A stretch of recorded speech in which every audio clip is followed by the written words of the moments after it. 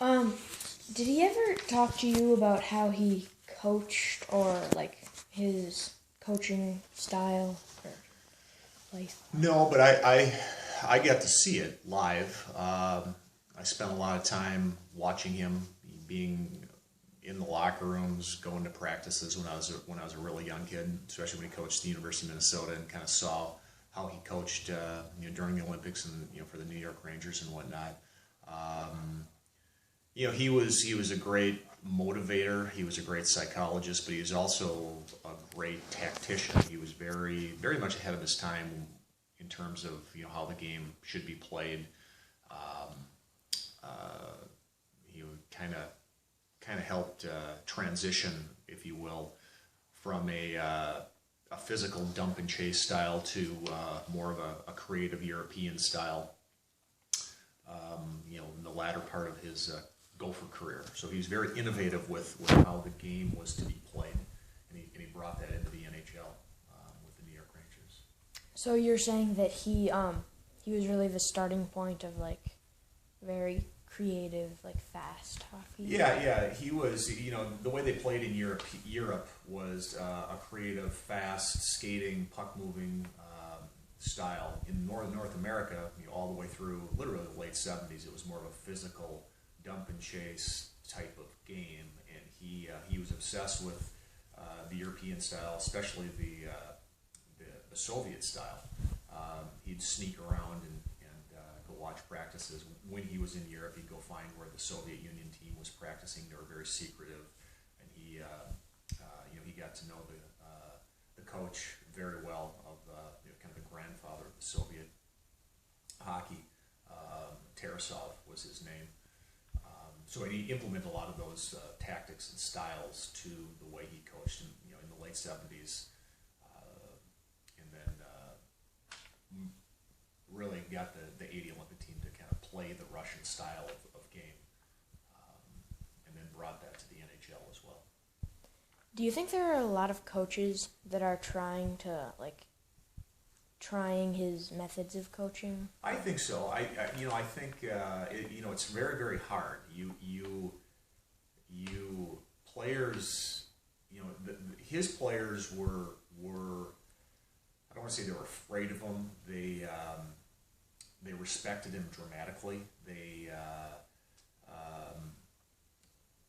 My dad knew not only what buttons to push, but when to push them. And I think a lot of coaches try to force that. They try to force the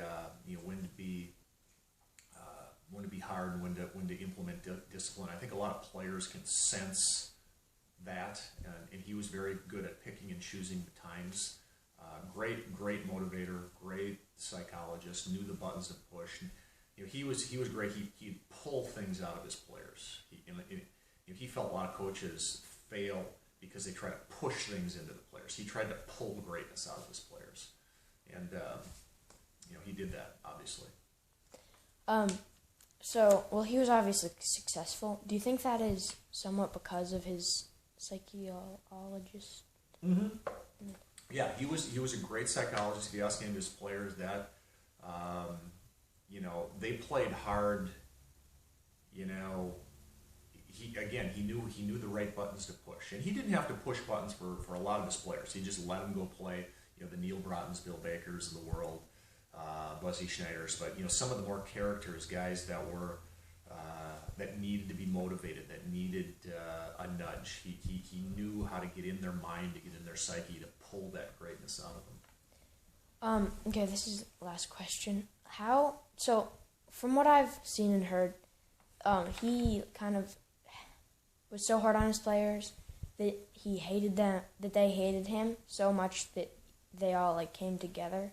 Is that true? Well, what he wanted to do, now specifically for the '80 Olympic team, because it was pretty much an all-star team, and it was an all-star team based on regions. You had Minnesota guys, and you had guys from the East. Okay, very different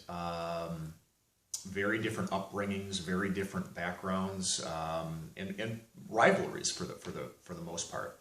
And so he felt the best way to bring those group of guys together as one, to form a team, is not for them to perhaps compete with each other, to dislike each other, to try to better each other, so to speak. He felt that they needed a common enemy, and that was himself. And so he actually created a persona of being a very hard disciplinarian to have that one force where they dislike so they could come together as a team. I think the movie Miracle portrayed that well. Okay, thank you. So what about Dan, what do you think of his, how would you define his leader? This whole thing is about leadership and legacy. So how would you define his attributes that stand out as a leader? And then, what would what is his legacy? Yeah. Well, he was he was always very well prepared, extremely well prepared. The reason he was so hard on his players, he felt if he worked extremely hard, he was prepared extremely well, and he felt, if he could go that distance, he expected his players to do so. His leadership was, leadership is something that you're kind of born with, but you can also achieve it by just hard work. Guys, his players looked up to him just because they knew he was prepared, and they knew, they kind of sensed his competitiveness. I always talk about one of his former players who played at the University of Minnesota. He said, boy, you could hate him all week long. Practices were so hard, but then come the weekend, when you're up 3-2 in the third period, in a tight game, you look behind the bench and see him there, and you couldn't be more thankful to have him as your coach. He was a very, the work ethic was just unparalleled of any coach. So.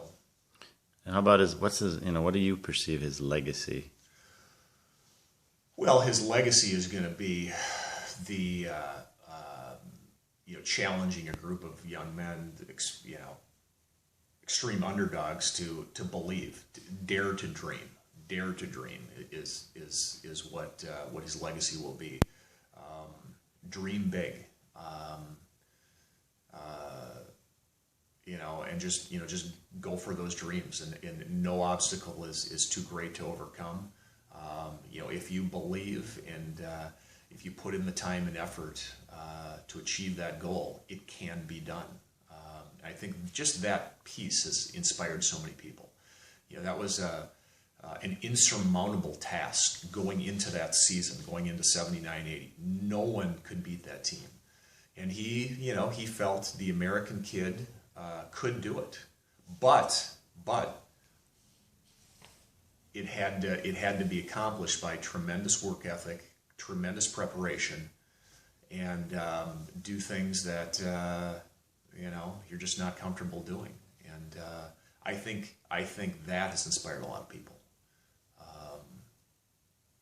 Dare to dream and dream big, and with the right work ethic and preparation, it can be done. Anything can be done. Okay, thank you so much. You bet.